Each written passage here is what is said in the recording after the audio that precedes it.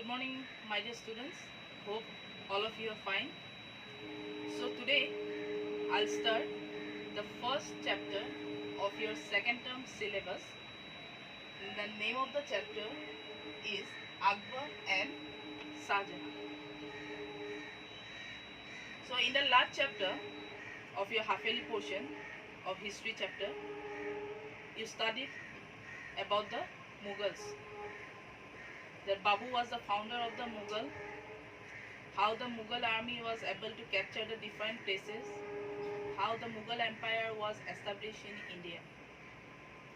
So today first I will start with Akbar. Akbar was also a Mughal ruler. He belongs to the Mughal dynasty.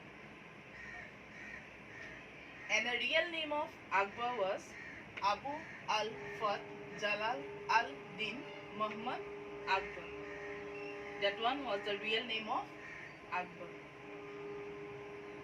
He was born on 15th October 1542 in the place Umarkot, Sindh, and he died in the year 1605 in Agra. And the name of Akbar's father was Humayun. About Humayun also studied in the last chapter. So when Humayun died in the year 1556, after his death, his son Akbar sat on the throne of the Mughal dynasty. But that time, in 1556, Akbar was only 14 years old. He was a small boy of 14 years old. But because of the sudden death of his father, he had to sit on the throne. So, although he sat on the throne, all his administrative decisions, all the important administrative decisions were taken up actually by his guardian, whose name was Bairam Khan. Bairam Khan was the guardian of Akbar. He actually ran the administration because Akbar was only 14 years old. So actually Bairam Khan was actually running the administration. But when later Akbar grew up, he became a young boy. He was become a famous king. He not only expanded the Mughal Empire, that means he was not only powerful in capturing the places, but also he was able to win the heart of the people.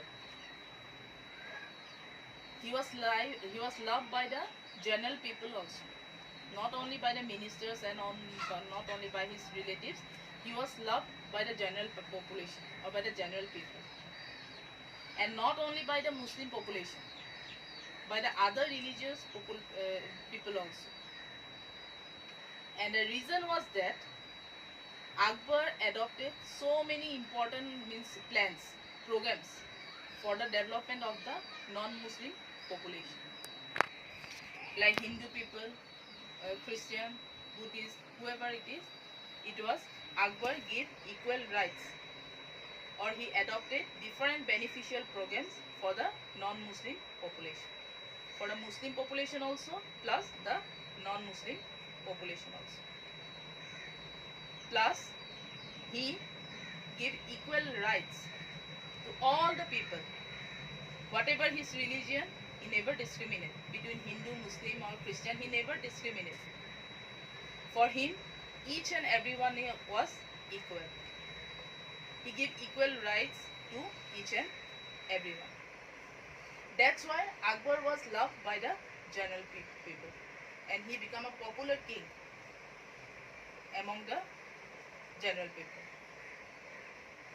Together with that, Akbar, although he himself was a follower of Muslim religion, he himself followed the Muslim religion, but still he was having the interest to know about the other religions also. He want to know about the Hindu religion also. He want to know about the Christian religion also. That's why he called the different religious scholars, religious person from Hindu religion, some religious persons from Christian religion, or some religious person from other religion, all the religious scholars were called to his court, and he discussed the religious issues with the religious scholars, because he wanted to know about the other religions also. And Akbar was, although he was very famous and a great king, but he was illiterate, because he had to sit on the throne only at the age of 14. So he didn't get the time to get the education. So he was illiterate. But although Akbar was illiterate, he appointed different scholars or different poets, even some painters in his court. Some famous poet in his court, different famous poets were there, musicians, writers, scholars, different persons were appointed by him in his court. That means he was interested in knowledge. Although he was illiterate, he was interested in all these things. So this is just a small introduction about Akbar. Next one is how the Mughal Empire was expanded under Akbar. So first expansion under Akbar was took place in the year 1556. That means just after the death of Humayun, when he just sat on the throne. So as I already told, that time he was only 14 years old boy. So he himself cannot go for the war. So in place of him, his guardian, whose name was Bairam Khan, he go for the war. And that war was against the one king, and his name was Hemu. And in that battle, Hemu was defeated by Bairam Khan. And that battle was known as the Second Battle of Panipat. You already studied about the first battle of Panipat in the last chapter. That means the first battle was fought between Babur and Ibrahim Lodi. Now this one is the second battle of Panipat, which was between Bairam Khan and Hemu. And in the second battle of Panipat, Hemu was defeated by Bairam Khan. So when now Hemu was defeated, so after that, Agra, Gwalior and Delhi, all the three places now under the Mughal dynasty. It came under the Mughal dynasty. After that, in 1564, that time Akbar became a young boy. Now he grew up. So he himself go for the war, and he captured the place Gondwana. Akbar himself captured the place Gondwana, not Bairam Khan, Akbar himself. After that, in 1572, Akbar captured the place Gujarat. Again, in 1601, Akbar captured two of the important places of the south side. That means after capturing the different places of the north side, different important places of the north side, now Akbar in 1591, Akbar turned towards the Deccan side.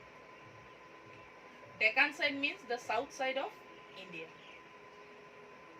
He went to capture the places of the south. So in the south, first he attacked one place from the Deccan or from south of India, and the name of the place was Ahmednagar. He attacked that place. But at that time, Ahmednagar, one queen was there in Ahmednagar. Her name was Chand Bibi. Chand Bibi was the king of Ahmednagar that time, and she was so brave and she was so powerful that she bravely defended the Mughal army, and she was successful in protecting her place, Ahmednagar. That's why only some of the places, not the whole of Ahmednagar, only some of the places of Ahmednagar was captured by Akbar. Akbar was successful in capturing only some of the parts of Ahmednagar, not the whole of Ahmednagar. After that, in 1601, other two important places of south, one is Burhanpur and Asirgarh. These two places were captured by Akbar. So like this, in different years, he expanded the Mughal Empire. In 1556, Bairam Khan, Agra, Gwalior and Delhi was captured by Bairam Khan. Then 1564, by Akbar himself, Gondwana. Then 1572, Gujarat. Then 1601, Burhanpur and Asirgarh. So like this, Akbar expanded the empire. So students, today till this much only. Next, I will explain about the administrative system of Akbar. Till then, thank you.